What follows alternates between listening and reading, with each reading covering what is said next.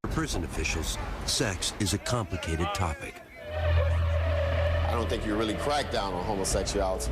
You can't stop it. You can prevent it from happening openly. If the relationship is not causing a problem, generally we don't do anything with that. If they are not openly having sex, and I'm saying you can have a relationship that doesn't have sex involved. But Mason believes it's the lack of sex that leads to the unrest among inmates. That frustrates these dudes. It's not a man that I know from 8 to 80 right now that wakes up and don't have an erection in the morning time, because that's what happens. We're dealing with reality. So when a man wakes up, first thing comes to the man's mind, damn, I wish I was on the street. Damn, I miss my wife. But behind bars, sex can be a combustible concoction of desire, desperation, homophobia, and predatory behavior, especially at prisons as notorious as California's Pelican Bay. This is the last place they need to be sending a flamboyant homosexual, is Pelican Bay. Inmate Adolph Green was out on the Pelican Bay yard when our producer noticed him and asked for an impromptu interview. I'm flamboyant homosexual, the ones that prefer to try to fix themselves up like a girl. And we call each other girls. You understand? And some of the dudes around here, they call you girl, hey, come here, girl, and this and that. But then you have those that smile in your face and laugh at you behind your back. You walk around the track and you hear somebody call, look at that punk, that faggot. It's a bunch of disrespect day in and day out. Green told us that those who are open about their sexuality face retribution from other inmates. You have people that are undercover. You got people that are hiding in the closet, that's doing each other. But the minute they see somebody that's flamboyant, that's out, that they don't understand, then they have something against that. And to go through this here every day with a bunch of people telling you what you can and can't do, who you can live with and who you can't live with because of your sexual preference is wrong. Because half of the ones telling you not to do it are the ones that's doing it in the closet. And in this environment, sexual partners can turn into blood enemies in the blink of an eye. In here, you don't have no friends, I suppose. Because you can laugh and you can sit up and talk and play cards and dominoes and whatnot, but the minute something happens to you, they all go the other direction, leave you to die. And they got a lot of people up in here to call each other loved ones. I love you, I got love for you, you my homeboy. But the minute you do something that they don't like, they'll cut you. That's what Pelican Bay is about. But we've met many openly gay inmates who have little or no fear about being who they are. Yeah, they call me Amy. I chose that name, you know. I want to live my life as a girl. I've always felt like I was a girl. When we met Matthew Campbell, he was serving 12 years for armed robbery and assault at Kentucky State Penitentiary. But his troubles began much earlier. First time I went to jail was 15 years old. I burned the elementary school down. And it's pretty much downhill from there. And as an openly gay man, Campbell's time behind bars has had its challenges. Being gay in prison is really hard. I mean, it's hard enough to do time in here, but the fact that everybody knows that you're gay, it is constant pressure for, you know, sex. You have a lot of people here that, now that they're in prison, they resort to what they have to as far as sex. I have to say there's very few people here that are gay on the streets and gay in here as well. There's a lot of people that say they don't mess around, but then when they get you by themselves, it's like, hey, man, what's up? One of the things that struck me about Matthew was how comfortable he was in his own skin. I mean, here's an openly gay inmate in a southern prison, and he didn't have any problems with it. But when we went out to the yard to try and get some B-roll of Matthew playing backgammon, it became clear that a lot of the other inmates did have a problem with him being openly gay. Come on, shorty. Some people just were avoiding him, and he was actually calling out to them. Are you scared? And it wasn't until the cameras went away and we backed off a little bit that people were willing to come up and get involved in the game with him. In spite of the hardships, Campbell told our producer the prison has played an essential role in his life. If I hadn't came to prison, I would have probably ended up dead. Now my family knows I'm gay. You know, I told all them when I came here. So, you know, they all know what to expect from me now. And then, you know, it's like I told them, it's going to be a different person. But before Campbell can prosper on the outside, he'll have to learn how to deal with perhaps his greatest temptation. And it has nothing to do with his sexuality. I'm fascinated with guns. You know, I find guns fascinating. And, you know, I get a gun in my hand, it's like, you know, it's trouble. Coming up on Lock Up Raw, Prison Love. We've been together about 2 years. I'm the wife. They're not only lovers, they're loan sharks. Mostly everybody in here has some type of hustle. And later, the unique complications of a wedding behind bars. You have the ring to put on your hand. Oh my God, the best ring. Get the wedding done.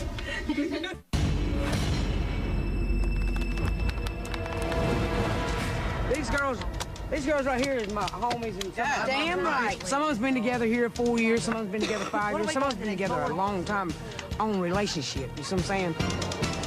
If male inmates look for sex in secret, we found a different story when we visited the North Carolina Correctional Institution for Women. The female offender has a lot of needs, and part of that is to feel that someone cares about them. And that has a lot to do with them bonding. Because a lot of women have been abused, when the first time that they see somebody they think they care about them, they run to it. They don't take time to see if that person's really good for them or not. As a result, the prison places strict limits on intimate relationships. Ladies, y'all put some space in between y'all. It is a rule violation for inmates to have sex in prison. When we see it, then they are punished because of that. We can't have it. But we met one group of inmates willing to share their secrets for skirting the rules. They were led by Don Braswell, known around here as Heavy D. You mostly have 10-4s in here. Yeah, you very somebody that you can. 10-4s is like another inmate.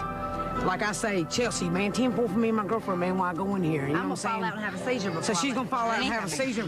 It's just easy to get them to 10-4 for them. You can give them maybe 2 or 3 cigarettes or a pack of coffee, stand there and watch. And some police knows what you're doing, so they don't care. That's why I tell you, the police. You got some police that's down with inmates and some police that's against inmates. While some inmates sneak away for quick sex, others, like Kathy Phillips and Devin Gann, seek long-term relationships. We have a good relationship. We've been together about 2 years. And for a relationship in here, it's good. Known couples aren't usually housed together, but we manage to connect sometimes. Yeah, there's a way around everything. When we met them, Kathy was 42 years old and serving 14 to 17 years as a habitual felon, with multiple counts of forgery, larceny, and resisting officers.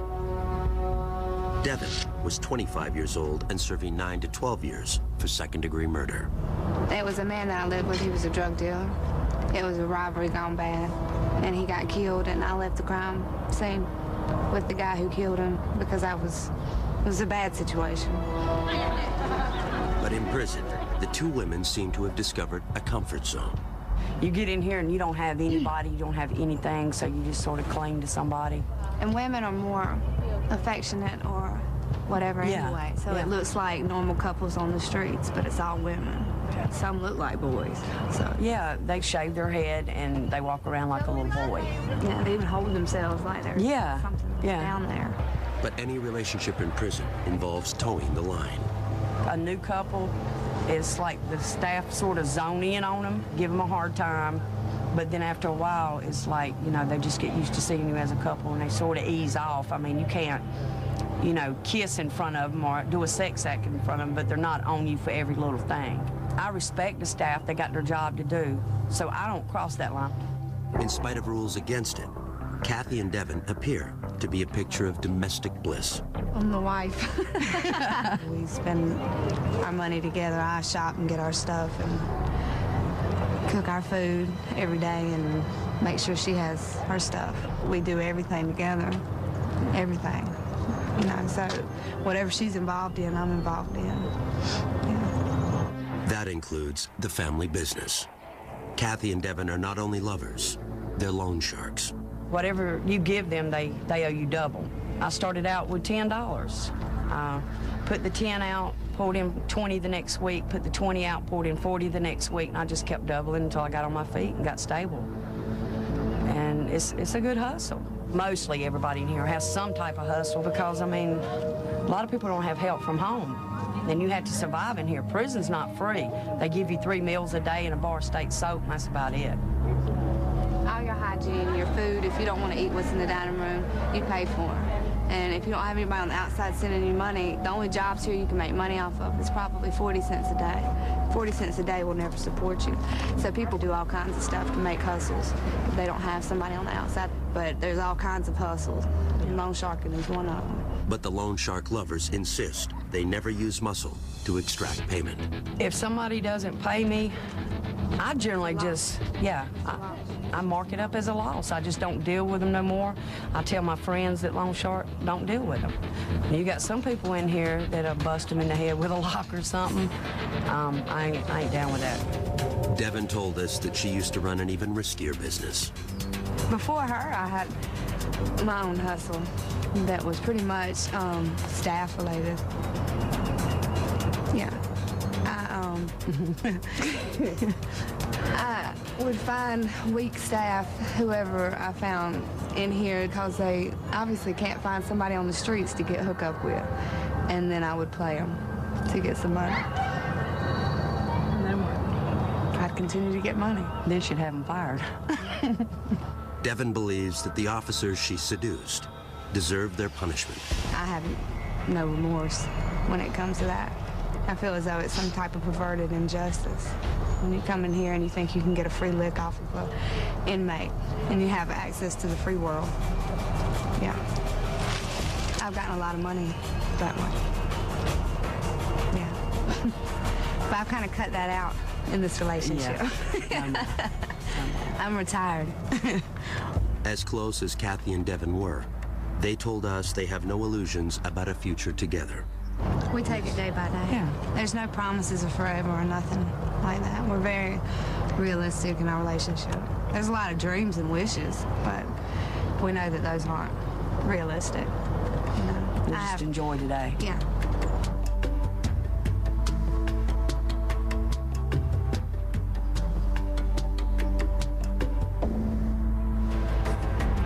Up next on Lock Up Raw, Prison Love. I, Raul, take thee, Leticia.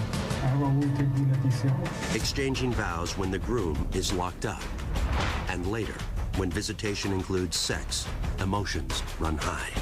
We're gonna go ahead and let you take one of these things. I need both of those. You can't tell me that I can't use my personal hygiene for my body. I need both of those.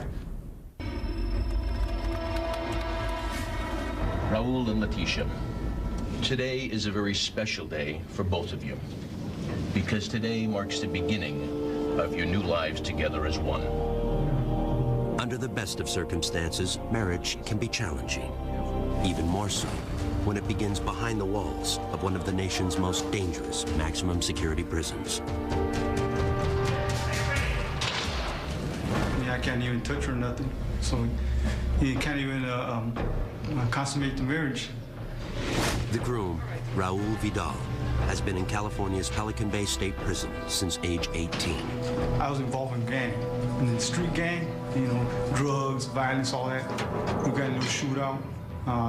There were 6 guys in the car they said I shot at, they were hit and all that, so they gave me 6 life terms for that. Because of his gang affiliation, Vidal is assigned to the secured housing unit, where contact visits are not permitted. Right now, here together, you stand free and apart from all other people in this world. Because right now, you stand within that charmed circle of your love together. Vidal and his bride, Leticia Jaime, were childhood friends and had reconnected 5 years earlier. Though it's unlikely Vidal will ever be free, Leticia agreed to marry him anyway. Her son, Ruben, stood in as best man. He has a ring to put on your hand. Oh my God, the dog ring. Get the wedding ring. She seen me, the person inside, that I'm a human being. She opened up her house, her heart. She gave me her family. I, Raul, take thee, Leticia. I, Raul, take thee, Leticia, to be my wedded wife, to be my wedded wife, to have and to hold from this day forward, to have and to hold to this day forward. I'm the black sheep of my family. I'm the only one that ever been to prison. I, Leticia, take the Raul, to be my wedded husband, to be my wedded husband, to have and to hold from this day forward, to have and to hold for this day forward. I just been thinking about the sacrifice she made, you know, how much she loves me to do something like that. As you take this ring and place it on her hand, Raul, will you repeat after me? I give you this ring. I give you this ring. As a symbol and commitment in marriage. She knows that the possibility of getting out are slim to none. And she accepted that. This is the first day of the rest of your lives together. And we would all hope that tomorrow would be even happier. You may kiss your lovely bride. Though there will be no reception or first dance for this couple, the odds aren't totally against them. According to one study, unions in which one partner is incarcerated are less likely to end in divorce than a conventional marriage. But it gives me the hope, it gives me to feel love. She's just a friend, I'm a friend, and you know, we just got married, so to show love for each other.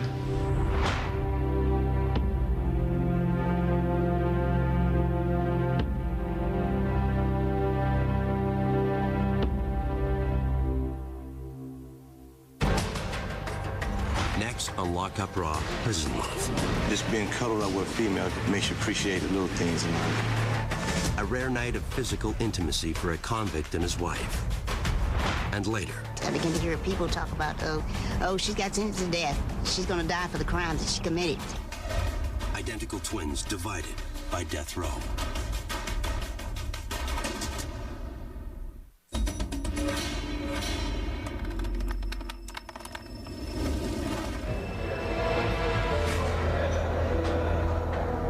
Prison inmates don't have a lot to look forward to, so visitations are a big deal. For some of these inmates, you know, they haven't seen a child or a wife or a parent in years, so it's a very dramatic time when they come to visit them. And in lockup, these visitations have provided some of the most compelling moments in the series. And few visitations provide as much drama as conjugal visits, when an inmate is allowed an overnight stay with his spouse. It makes you appreciate the little things in life. When we met Ron Golden at California's Kern Valley State Prison, he was serving a 22-year sentence for armed robbery and assaults on correctional staff. He claimed that his recent marriage to a childhood friend helped turn him around. Before I was married, I was always in a lot of fist fights and rides or whatever, in and out of hole. Golden's improved behavior earned him the right to a 46-hour conjugal visit with his wife in one of the prison's family cottages. But before the visit begins, Hope Golden must pass through security. Do you have your ID? It's in here. Right, can you get it for me? It's inside in an envelope. Where can I get it from? Okay. When Ron's wife, Hope, showed up, we thought we'd just get shots of her being processed, coming through the metal detector, opening her bag, getting shots of her and the CO there going through her things. Then it turned into a bit of a scene. Okay, baby oils can't go in either. That wasn't on the list. It's a lubricant. Like, this isn't factory sealed, it can't go in. Everything has to be factory sealed. And this is not in a clear bottle, and it's unopened, and it contains alcohol in it. Everything that is made like that has alcohol in it. Anything that contains alcohol, it specifies in the rules. Everything just about has alcohol in it. It appeared that some of the things that she was bringing in were not allowed, and Hope was not very happy about that. So as things were being pulled out of her bag, Hope started to get a little angry. We're gonna go ahead and let you take one of these in. I need both of those. You can't tell me that I can't use my personal hygiene for my body. I need both of those. Okay, I just talked to my supervisor and she said, Can I speak with her, please? Because you guys are going a little bit to the extreme. Okay, I'm just letting you know that the department's policy. And I'm asking you for some advice. You're asking me to come in here without any type of lotion or oil for my skin. I'm a woman. You guys are really going to the extreme right now. No products with alcohol are allowed. You need to abide by our policies, ma'am. After coming dangerously close to being denied her visit, Hope is allowed to proceed to the prison's gated conjugal unit. There's good things and bad things that you have to go through to get here. Hope says the difficulties of a prison visit are worth it. I knew who he was before I started coming to see him at the prison, and I liked him then because we were friends first.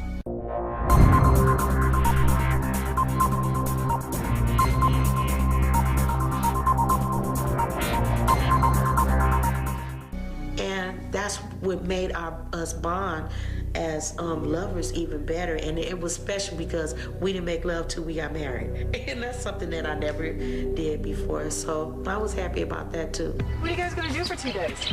Well, we're gonna have fun. We're gonna probably do a lot of exercise, jumping jacks and stuff.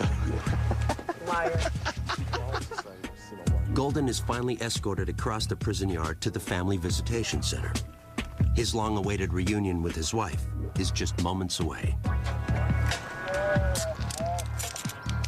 I'm feeling marvelous, extremely excited.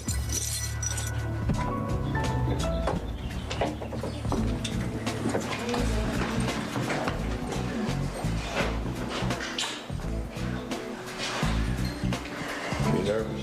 Mm-hmm. I know, we ain't used to this. You know, sometimes when a camera is in the room, people are not going to act naturally. And Ron and Hope both knew that we would be there for the beginning of the conjugal visit, certainly not during any part of the conjugal visit. Oh, the crew was real nice, very pleasant.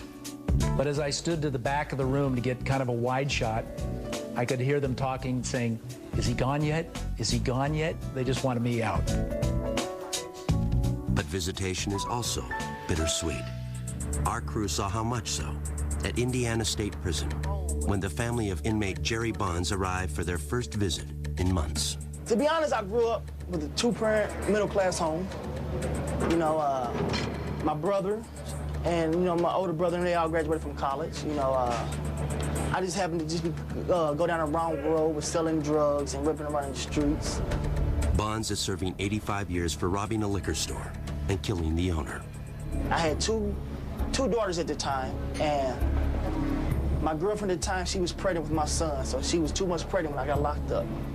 That child, Bonds' son Eddie, was 8 when we shot at Indiana. Even though he had never lived with his father, Eddie was missing him nonetheless.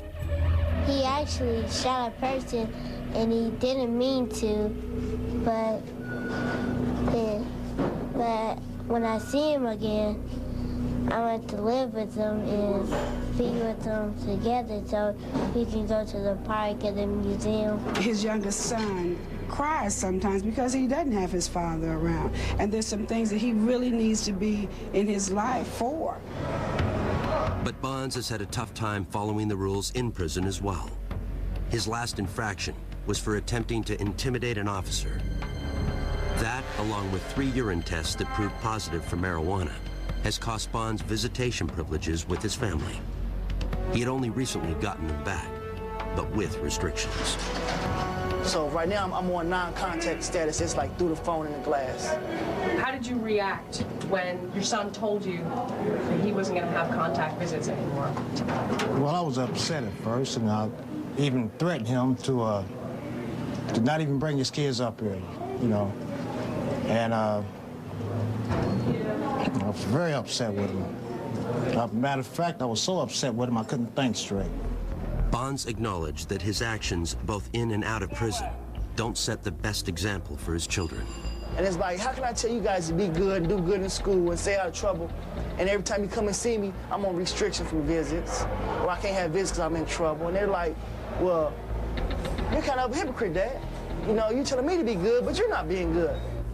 Our crew caught up with Bonds shortly before his first visit with his children and parents in months. Your clothes are pressed, your boots look like shiny new. You want to look kind of spit because it is a special day. You know, because your family do come, they came from so far. It puts a smile on their face and see, okay, you are doing okay. You know, because they worry about me here. But first, Bonds would need to pass pre-visitation security measures, starting with his freshly pressed clothes. All right, do me a favor, go ahead and completely disrobe. Despite the fact that he will not have physical contact, Bonds, like every other Indiana inmate, is strip searched prior to visitation. All right, this time open your mouth, please. Put your fingers in, spread your cheeks apart. Upper lip up, please. Lower lip down. You look inside your nose, please. Authorities must ensure that inmates are not attempting to pass contraband to the outside. Turn back around, squat, cough. All right, go ahead and get dressed. Meanwhile, the Bonds family has to pass through security as well. And even though it was nearly a 3-hour drive to get here, Jerry Bonds Sr. feels it's worth it. When a person is down, you really have to be there for them, you know? So what we try to relay back to Jerry is that we hope you get out of here sometime soon. And then when you do get out, you know, to pick up where you left off and show these kids that they're not just coming up here for, you know, nothing at all. I'm just anxious, man. I want to see him so bad. I wish I could touch him and hug him, but I guess it's better than nothing. Finally, the waiting is over. What's up, man? What's up? How y'all doing? Y'all looking cute. Thank you. Look up, let me see you. Let me get a smile, man. I ain't seen you in a while. How you doing in school? Which grade you going to, Eddie? Well, the hardest part is like seeing him behind the glass and he's in here and stuff. So I really want him to get out. When his kids can't hug him, like I told him, he's hurting his kids. You know, I can stand the hurt, but sometimes kids can't. What's wrong with Granddaddy? Let me speak to him. Hold on.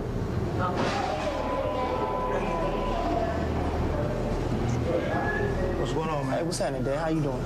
Staying strong? Yes, sir. Yes, sir. Hey, thanks for bringing him up for me, Dad, man. Well, I want to let him know that we love him no matter what, but make it easier on us when we come up here. We're in here with you. Don't make it to where we are locked up, being locked up. You know what I'm saying? Hey, okay, I ever told you I loved you, guys? Ever told you I loved you? I love you guys. And I'm sorry, okay? Would you guys forgive me? Limited to only 30 minutes, the visit hardly seems to have begun when it's time to leave. I love you. Y'all be good. Bye-bye. All right, stay strong. Yes, sir. I'm praying, hoping that this is the last time they had to come up here like this and see me behind the glass, because it's not a good feeling. Not a good feeling. I just feel about when I don't see him anymore, I get sad, and when I see him, I get happy. I want him to be here, and then I don't want him to be here. I want him to like learn his lesson while he's here, so that when he comes home, he knows right from wrong and know what to do and know what not to do. As a mother, I'd like to just touch him and are you okay? I want to give him a hug. And I haven't been able to do that, but I know one day I will. Coming up on Lock Up Raw, Prison Love. I love him to death. I'd do anything for Brad, anything, short of killing somebody again. The family bonds that lead to murder, and later. One of the first things that I noticed was something that I never thought that I'd seen a million years on a prison yard.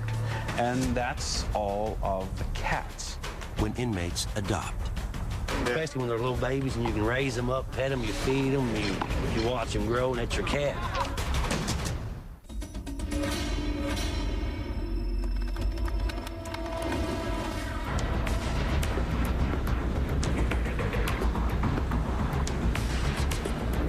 The bond one inmate might develop with another is often the only thing that helps them survive the bleak existence of a life behind bars. In some cases, those bonds have existed their entire lives. Over the years, lockup crews have discovered a surprising number of family members serving time together. But few have ever had to face the difficult circumstances that confronted Yvette and Doris Gay. Being on death row was like I needed to be with my sister.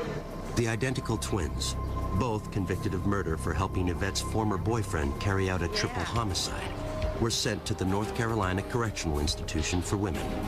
Doris got a life sentence. Yvette was condemned to die. She told us about her first day on death row. I began to hear hurls and insults when I first got in the gate, I began to hear people talk about, oh, she's got sentenced to death. Oh, she's gonna die for the crimes that she committed. Even though they were housed at the same prison, the women were prohibited from seeing one another. But occasionally, Doris would catch a fleeting glimpse of Yvette. And I would go by the chapel, and I see my sister. She'll be in the window, you know, and I'll walk by with a group of ladies, and everybody would say, well, Doris, there's your sister. And I said, God, there she is. And I said, Lord, I wish she was out here, you know.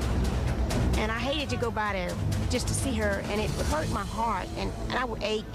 After 6 years of separation, Yvette's punishment was reduced to a life sentence, meaning she could leave death row and reunite with Doris. I was so excited for her, and she came and hugged me, and we were crying and kissing and hugging, and oh, it was like a great reunion. I started crying. I got emotional, and I just began to praise God. Though they can see each other on the yard, prison officials won't let the sisters share a cell for security reasons. They think we're the same person in the same dorm, the officers, and they get confused. It's interesting and kind of unusual for corrections because if you're not paying attention, you don't know who you're talking to. Is one of the reasons why we house them separately. Look how I look. Yeah, you look wonderful. You look wonderful. Yeah.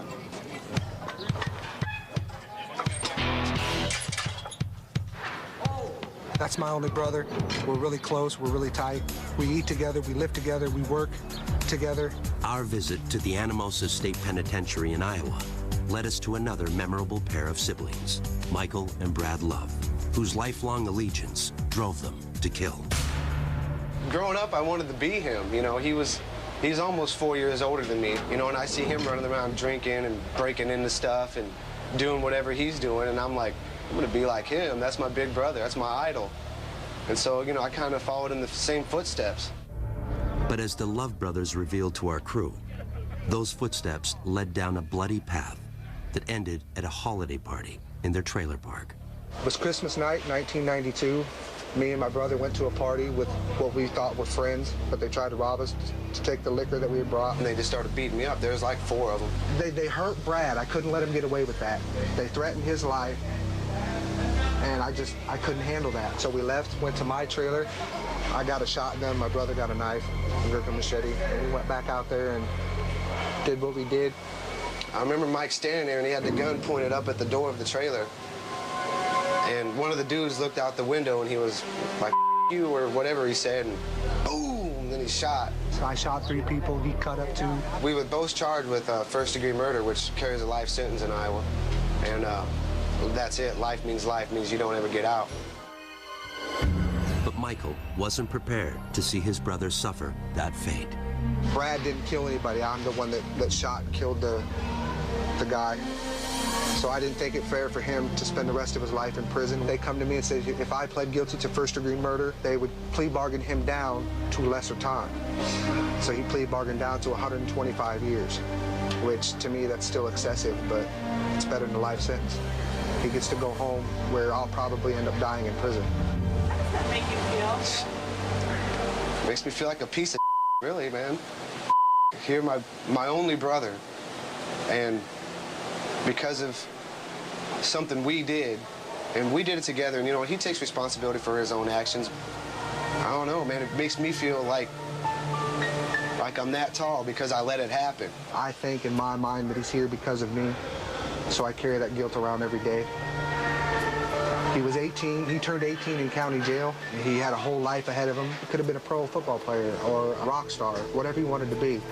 And I feel in my mind and my heart that I ruined that for him. And there's no way to explain how much guilt I carry around. The Love brothers were initially incarcerated together at another Iowa prison. But once again, Brad followed Michael, and the result was more violence. The last fight that we got into, this guy told on my brother for smoking weed. Mike told me, he said, here, I'm gonna go beat him up. He's like, I want you to shoot jiggers, watch out for us. I said, all right.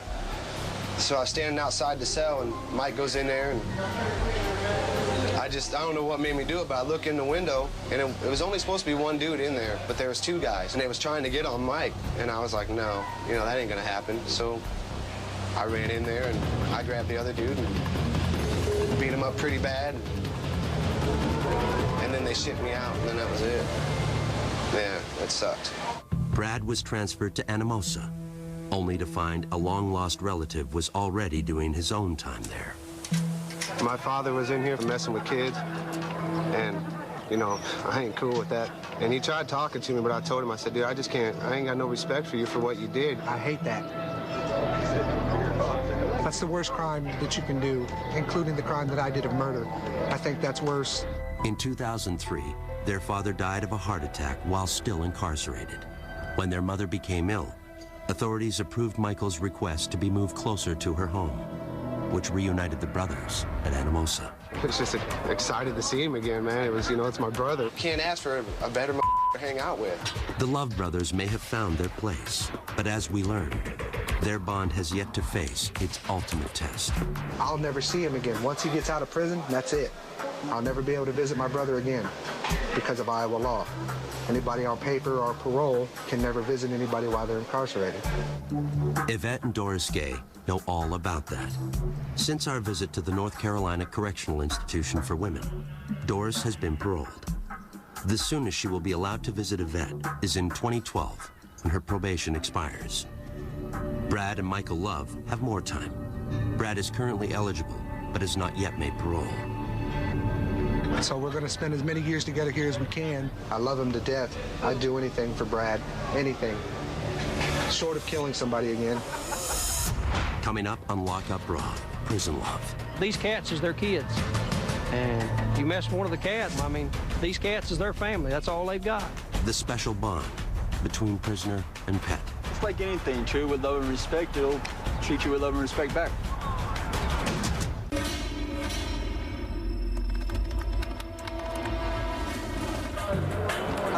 The social center of almost every prison is the yard.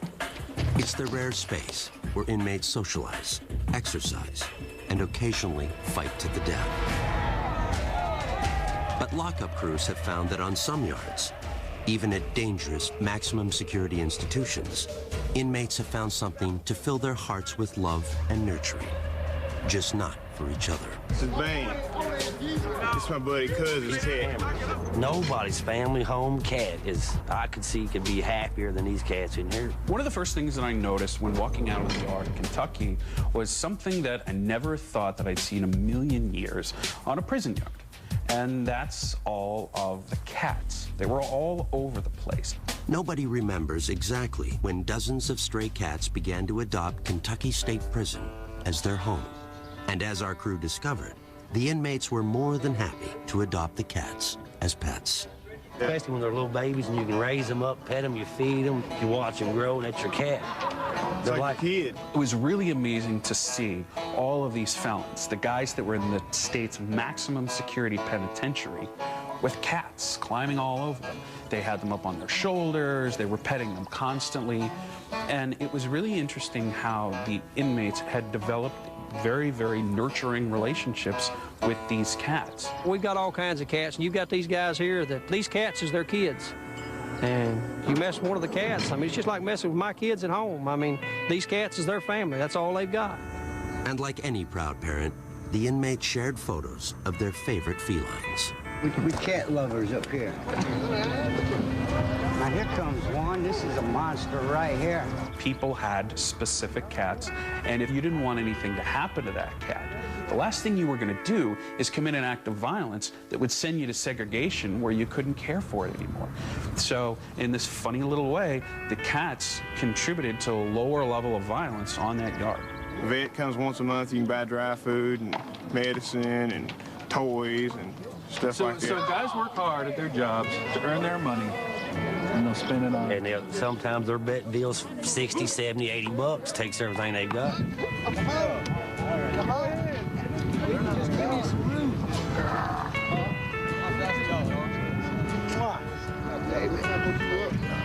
Red, I wish you cats would get together and get rid of some of these rats we got running around this yard, man. Like rats, man. Yeah. The people rats. Now, you leave the little bitty mice alone. We found an even more unlikely bond at California State Prison, Corcoran. It's like anything, treat with love and respect, it'll treat you with love and respect back. We were just kind of out on the yard shooting, and I looked over it and I saw these guys petting something. And at first I thought it was like a kitten, and it ended up it was a gopher that they had tamed. We shampoo them, give them a little bath so they don't bring the dirt mites in, and play with them, and let them run around in our cells, feed them apples, lettuce, take care of them, and they're good little pets. It's like the best companion I've ever had. A lot of the guys that we ran into have probably never had anybody, to love, or anything or anybody to love them. And, when you run into somebody who is, adopted a gopher and it gives him some sort of outlet for affection, it's got to be a good thing. But we found a very different case of inmate-creature bonding inside California's San Quentin State Prison. Mike Miller is my real name, and the staff here call me the Birdman of San Quentin. The first day I got here at San Quentin, the birds seemed to have flocked to me for some reason. And I don't know, they probably think I'm the Birdman of Alcatraz. Maybe they're mistaken because he has a shaped head too. Miller was serving an 8-year sentence for burglary when he proudly showed us his cell, a virtual shrine to his winged friends. And ever since I've been here, the birds just come up to me like they know me. I got them landing on my shoulders and my hands, and, different kinds of birds, not just pigeons, but I got the different kinds of blackbirds, like the finch and the redwing landing on me. I think the birds is a good way of releasing a lot of tension and anger. And before I got arrested, my girlfriend used to chase the birds away. She didn't want me around, and so when I'm in here, I have a chance to mingle with the birds. And basically, that's about the only friends I got, but birds. I can't trust anybody else.